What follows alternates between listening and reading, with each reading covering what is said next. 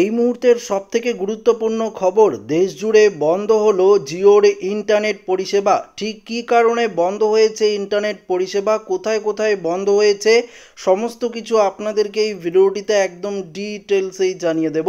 তো অবশ্যই ভিডিওটিতে আপনারা প্রত্যেকেই প্রথম থেকেই শেষ পর্যন্ত সঙ্গে থাকবেন।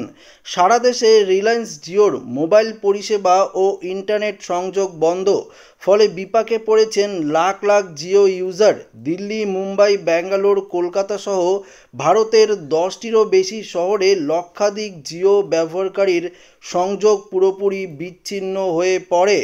ইউজাররা জানিয়েছেন মোবাইলে শুধু ইমার্জেন্সি কল অনলি লেখা আসছিল। তো বুঝতেই পারছেন, কেউ কেউ একেবারেই সিগন্যাল বার না থাকার অভিযোগও করেন।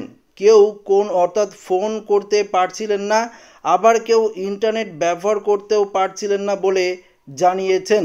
ডাউন ডিটেক্টর জানিয়েছেন মাত্র কয়েক ঘন্টার মধ্যেই 11,000-এরও বেশি অভিযোগ কিন্তু জমা পড়ে।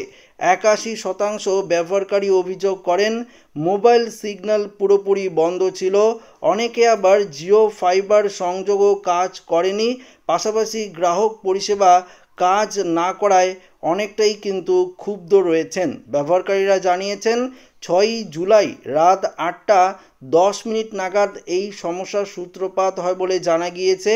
সূত্রের খবর, দিল্লি, মুম্বাই, হায়দ্রাবাদ, বেঙ্গালুরু, চেন্নাই এবং কোচিতে পরিষেবা বিঘ্নের ঘটনা ঘটলেও তা প্রায় 1 ঘন্টার মধ্যেই স্বাভাবিক হয়ে যায়। তবে গুজরাট ও রাজস্থান অঞ্চলে 5G ব্যবহারকারীরা সবচেয়ে বেশি সমস্যার সম্মুখীন হচ্ছেন।